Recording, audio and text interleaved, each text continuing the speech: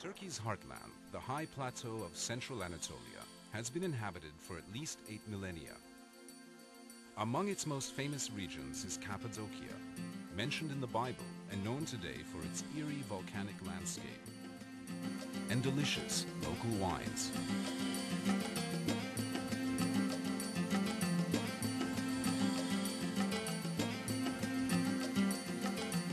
When Mount Erciyes, near Kayseri, was an active volcano, it spewed tons of lava and volcanic ash over the region. The ash solidified into soft rock that was later eroded by wind and water into valleys, plateaus, gorges, caves, and pinnacles. Early Christians settled in Cappadocia to practice their religion in peace. St. Paul visited here, and many monks and hermits sought the solitude of its lonely valleys filled with caves.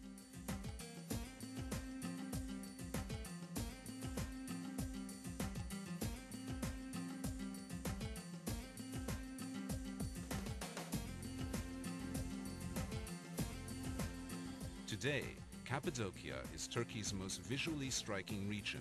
Visitors come from around the world to tour the Göreme Open Air Museum, a World Heritage Site sheltering dozens of medieval cave churches. Many of the church interiors are decorated with colorful frescoes of religious scenes. Perhaps the finest are the dark church, called Karanlık Kilise in Turkish, and the Church of the Buckle, or Tokalı Kilise.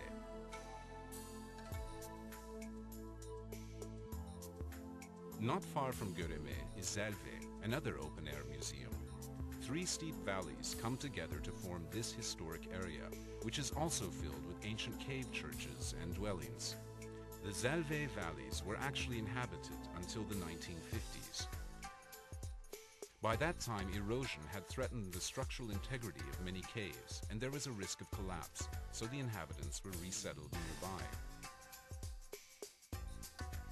Dominating the Cappadocian skyline is the natural fortress of Uçhisar, rising above the town of the same name.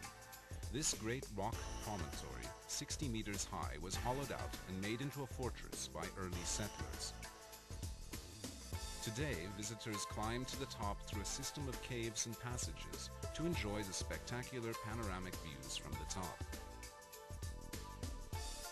The town of Avanos, on the banks of the Kızılırmak River, is famous for its colorful Cappadocian carpets and red clay pottery.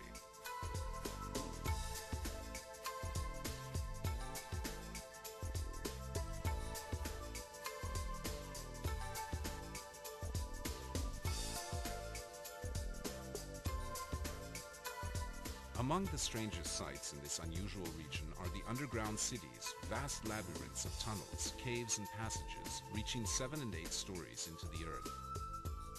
They were inhabited during the 7th and 8th centuries by local Christians seeking refuge from invading Arab armies. 36 underground cities, large and small, have been discovered in Cappadocia. Each underground refuge has kitchens, wine and olive presses, dining halls, stables, sleeping rooms, storage areas, deep wells, ventilation shafts, and even churches.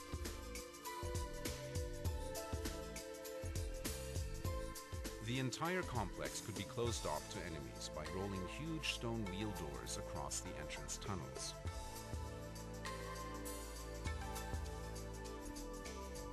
Konya, to the west of Cappadocia, was an important city in Roman times.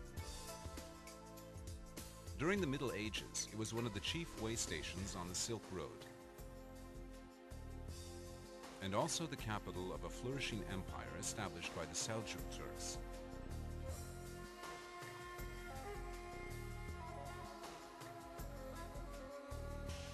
At the height of the Seljuk power of the 13th century, Konya was home to Mevlana Celaleddin Rumi, one of the world's greatest mystic poets and philosophers.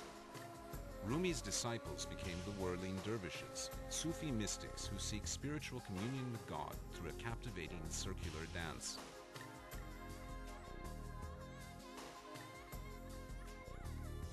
A common sight in Cappadocia are the caravanserais, great fortified structures built to encourage commerce along the Silk Road.